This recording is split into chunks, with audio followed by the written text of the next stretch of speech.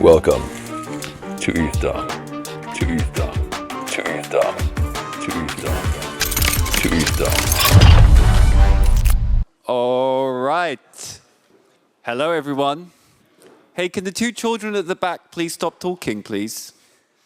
We all wait for the two kids. Those two kids just sitting there chit-chatting, you know? All right, hope you had a nice lunch. So this afternoon, and as always, I'm telling this room in the hope that this information propagates throughout the entire building. But what's going to happen is we're going to have one talk from Aaron, who's eagerly ready to go. And then we're going to have the top 10 Otter Tank projects, which is going to be pretty cool. And then we're going to have the top 10 hackathon projects who have been selected from the judging that has happened today. And then it's going to be absolute chaos. So right now, the energy in this room is pretty muted, let's call it that way. But over the next couple of hours, it's going to be people running around in chaos. So really looking forward to it. And we're going to get to see what everyone's built, which is the reality is, in a way, why we're all here. Let's build the future of privacy.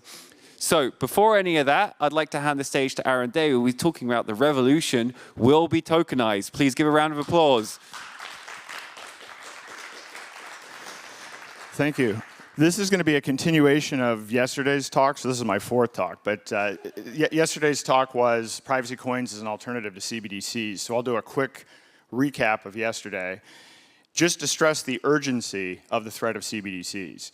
So there are 134 countries representing 98% of global GDP working on CBDCs right now. Over half of those beyond just the research phase. And this isn't even just about CBDCs. The ultimate plan is to tokenize not only money, but all of our assets, stocks, bonds, our homes, our cars, and add the same censorship and tracking and programmability. So this is a threat. This is essentially how we end up owning nothing. Once that's done, all of our assets are digitized on a global ledger. The actual digital currency itself will switch to being backed by energy credits, and then you get social credit systems, vaccine passports, et cetera. So this is literally the plan of technocrats. They've been working on it since the early 1930s. They haven't had the technology to do it. They do now. This is the threat. This is what we're actually up against, and it's real. There may be CBDCs in the EU as soon as this year. There's a plan to ban privacy coins in the EU by 2027. That's because they don't want any competition.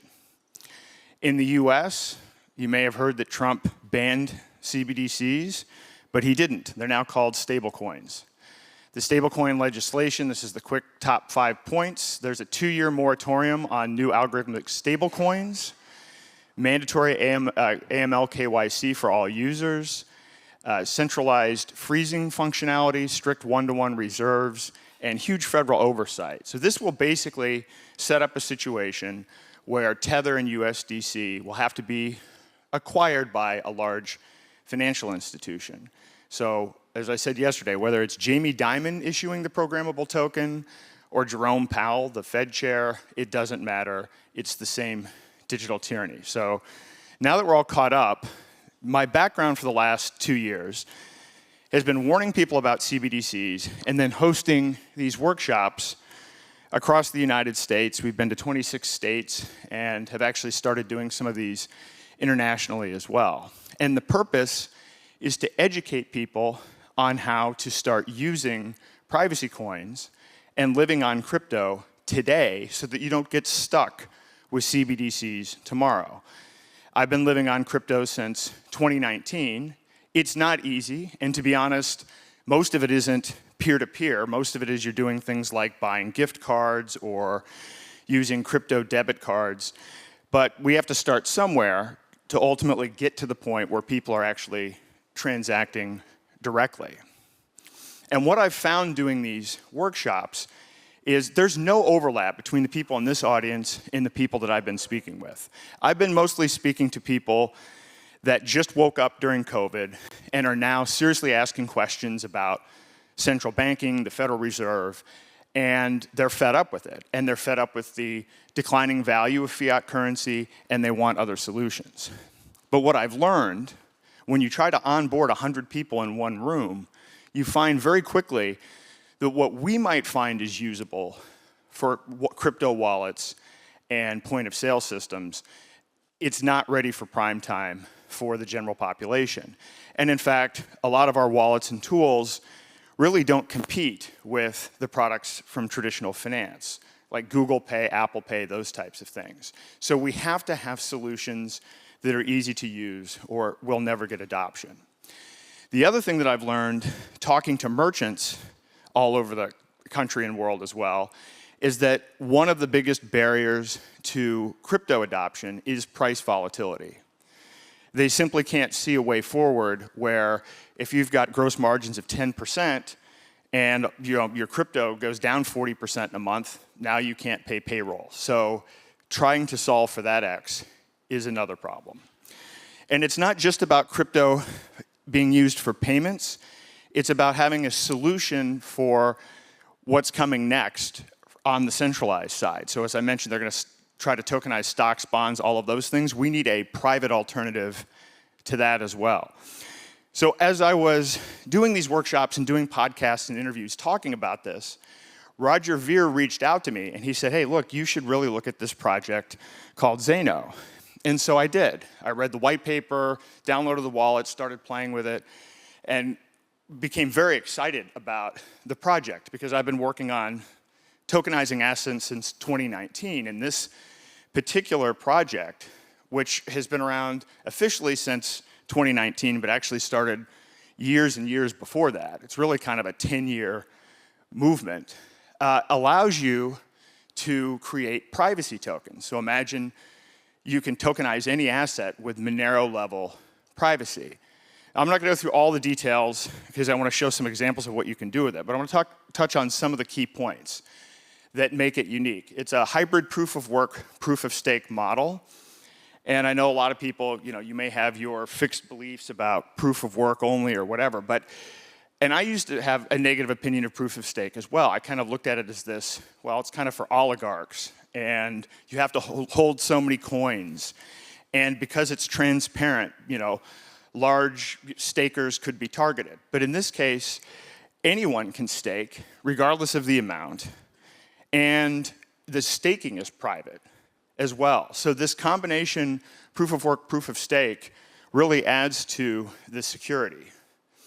It uses ring signatures and stealth addresses, again, very similar. In fact, the founder actually created and worked on the crypto note technology that then, became Monero. So he's right there, Andre's like the OG of this.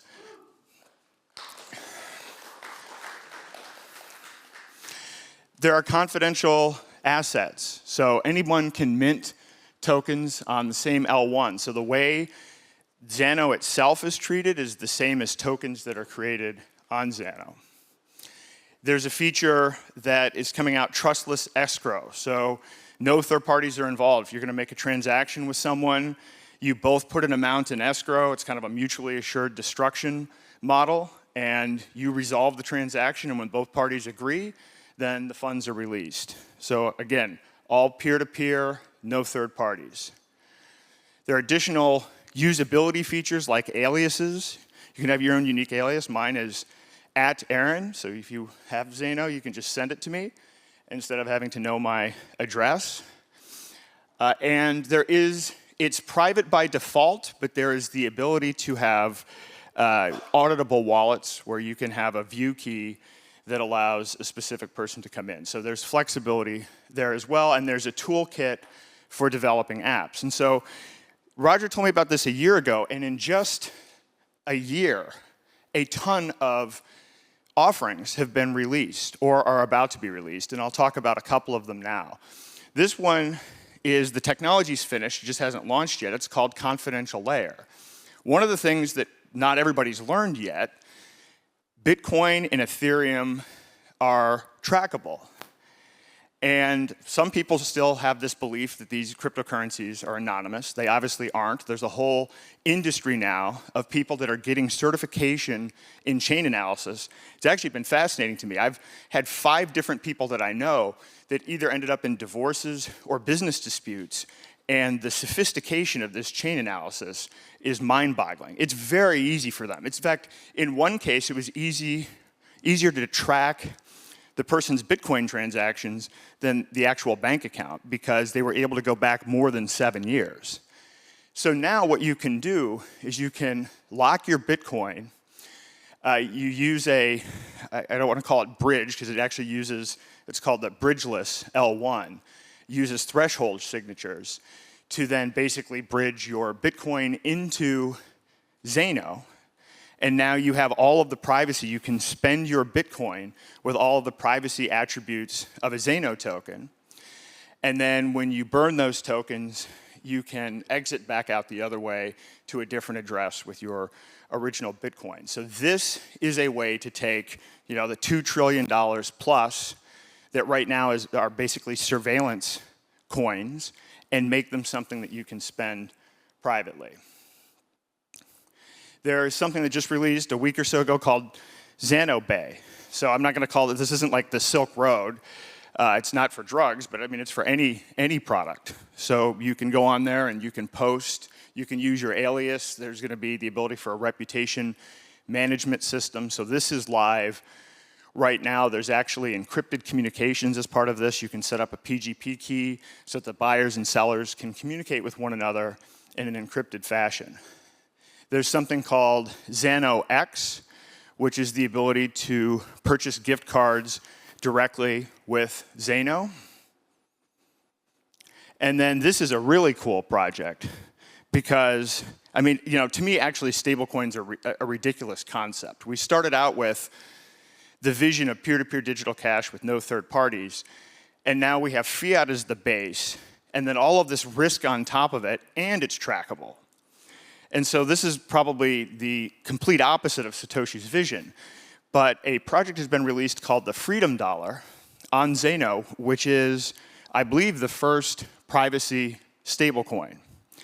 So it is an algorithmic stablecoin that's backed like 10 to 1 by, there's 10x leverage, or excuse me, 10x collateral backing the token itself. And, I don't know if you're going to be able to see this very well, but it's very easy to actually do this. You can download the Zano wallet. This is a mobile wallet. And from within the mobile wallet, you can access a browser that will connect you to a Zano P2P exchange where you can swap your Zano directly for the ETHDam dollar and then reverse that as well. So this has just launched, but I think it's already been added to 3 or 4 exchanges, and actually the volume on the Zano network itself has actually been surging as of late, and this is a big component of this. So the idea of being able to have a privacy stablecoin is huge. This just shows you how kind of easy and quickly you can go through the process. Adding the token, you go to the P2P exchange. And again, no third parties involved at all. There's no exchange, there's no KYC. It's a very straightforward process. And now, in this person's self-custody mobile wallet, they will have a privacy stablecoin. There's also something called Obscura, which is a privacy NFT platform. So you can mint privacy NFTs now through Zano. There are a couple of projects that are in the works. This is actually a project that I'm working on called Karma, which is a gold-backed privacy token. There are a lot of people that are skeptical of algorithmic stablecoins, don't like fiat, really like precious metals. So this is an ability to have a privacy token, have all of the great technical features of Zano, but backed by physical gold that you can actually physically redeem your tokens for. And then I'm working also on a simple point of sale system. One of the most disheartening things about this is most of the large point of sale systems already don't offer privacy coins, but some of the remaining ones that are left have started to cancel and not add new privacy coins. So I'm building a very simple point of sale system that is privacy coin focused and easy to use, and again, focusing on those businesses and people that aren't already in crypto. So beyond that, beyond those applications, when I talk to people about tokenization in crypto, usually what comes to mind are NFTs or meme coins. That is pretty much how the entire crypto industry looks at tokens. But the reality is, once you understand that the authoritarian types are truly building the technology to tokenize all of our assets, you realize that we need to have alternatives in place that are privacy focused. So one of the things I've always dreamed of being able to do is something like, imagine you're walking down the street and you see your favorite coffee shop or your favorite store. Imagine being able to pull up an app and buy $50 worth of equity through a privacy token right there on your app. I mean, you can't do that right now with the existing centralized structure, but these are the kinds of things that you could build with a privacy token platform. Or imagine you go to an event and you have a privacy NFT, and that privacy NFT can be used to gain access to the event so that there's no formal record or tracking of your whereabouts. Or lastly, and this is a little bit cut off, but somebody actually approached me about this, looking for this solution. In the United States, there are a lot of people that want to sue big pharmaceutical companies. But the problem is that when you track the money, the institutions that are making those investments often get attacked. And so they don't want the PR or any of the issues with being involved in funding the litigation. So imagine being able to crowdfund litigation against, big pharmaceutical company or something like that, where you can actually maintain the identity of the investors. So those are 3 examples, but I mean, there are thousands of examples. You could tokenize mineral rights on an asteroid. You can tokenize anything of any size or any value and trade it privately. That really is the power of tokenization and the power of something that you can do with a platform like Zano. And so what I'm so excited about is that most of those projects that I mentioned are live now. So people can begin selling things in a marketplace. People can begin using privacy stablecoins, private NFTs. All of that is available today, with many other projects that will be launched by the end of the year. So if we want to get out of this CBDC trap, we need to start trading with one another using technologies like Zano today. So with that, if there are any questions, I don't know if we have any extra time, but happy to take questions. Cool. Thank you so much. If we could stick the Slido up, let's see if there's any questions. I think currently there are none, so if you do want to ask them, go nuts. I guess one question is in the simplest way possible, how do you think we can get more people to use everything that you've just spoken about?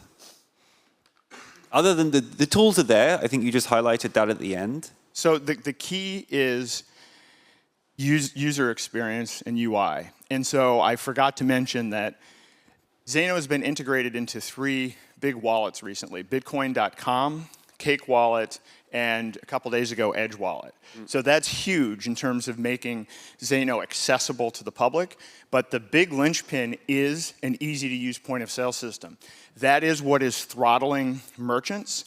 But now, if you actually had a point-of-sale system where, for instance, the merchant could offer multiple cryptocurrencies, but then basically a swapping service behind the scenes would convert that to either a privacy stablecoin or a privacy gold-backed token. That would actually solve the market volatility piece for the merchant as well. So those are the big elements that I think will shift things forward.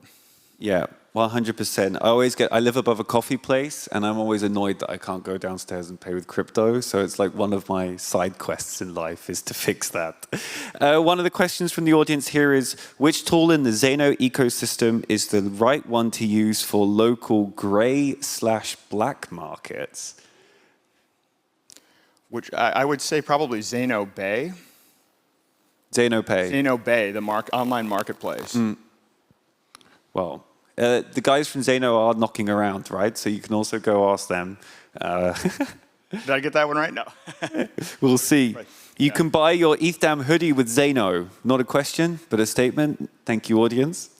I didn't know Edge had integrated and a lot of emojis. That's nice. Fun fact. Need to make an announcement out of that one.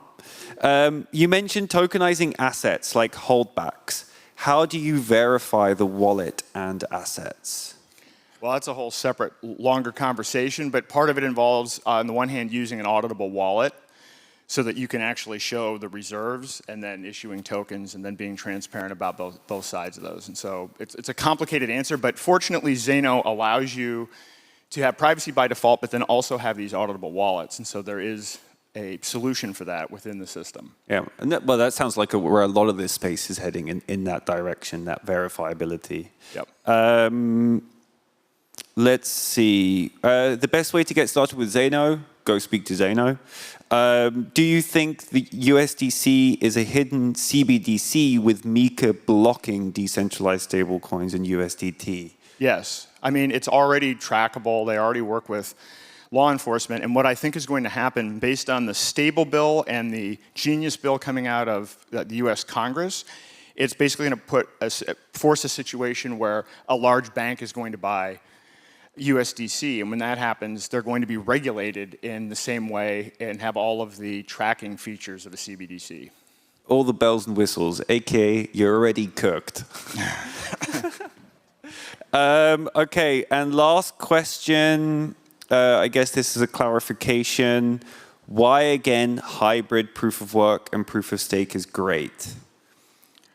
Well, you're alternating. I mean, every other block you're using this different approach, and so it actually adds to the overall security of you can't just do a 51% attack, for instance, because every other block. All right, you want to what? Okay, good. Do you allow this? Do you allow this? Hi, my name is Andrei. So, yeah, consensus for privacy is really tricky, especially if you want to build a proof of stake, especially for privacy, because amounts is hidden. And also, we cannot do things like PBFT, family consensus, which is give you a very quick finality and a lot of guarantees. But because the holders are hidden and you cannot have these validators, so we use a statistical consensus proof of stake. And the short answer why hybrid is good, because proof of stake is good. And we couldn't get rid of proof of work because we have to secure our consensus against long-range attacks and nothing at stake attacks. That's just a big family of different attacks that could be exploited. So we were keeping us as a hybrid, and it's actually very challenging to create a bond between two different type of proofs, proof of work and proof of stake. And we had a couple of iterations by improving this, and right now we are actually in the middle of another iteration of improving consensus. We were making another improvement, and we were working with another researchers from a company named Common Prefix, and we actually kind of figure out how we can potentially switch to pure proof of stake on Zano with keeping all the guarantees of proof of stake, and get like really quick finality, like in a couple of minutes it's going to be enough confirmations and it's going to be really strong consensus. We're still in the middle of research, so I'm not saying that we are switching at consensus, but we see the opportunity, the door is open, so if we manage to build this, if we manage to verify consensus is secure, then we're going to be, maybe in 1 year we'll be rolling out new consensus, and that's going to be, from my perspective, it's going to be huge improvements of Zano. It's going to be as quick as modern as Ethereum, as the networks like this, but it's going to be fully decentralized. I mean, consensus, when it has a privacy, it's way more decentralized than any other consensus with such a quick finality features. So I'm really excited about this, but right now we are hybrid, which is way stronger than pure proof of work consensus, but it's not as strong as pure proof of stake consensus in terms of security and finality. That's it. Cool. Thank you very much. And with that, that is the final keynote of ETHDam. Please give it up. Thank you for coming to Amsterdam.